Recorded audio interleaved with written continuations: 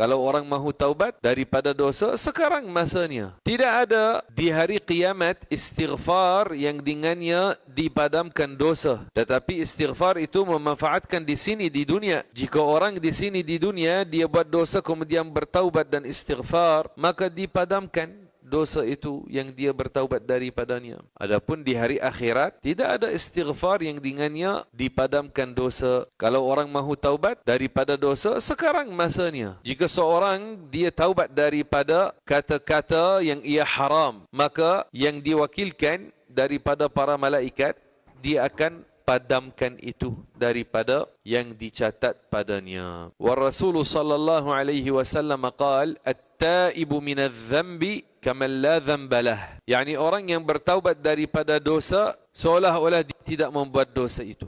Yani dia seumpama orang yang tidak buat dosa itu jika dia telah bertaubat. Yani dipadamkan, yani dia tidak diazabkan atasnya seperti mana yang tidak buat dosa itu tidak diazabkan juga atasnya.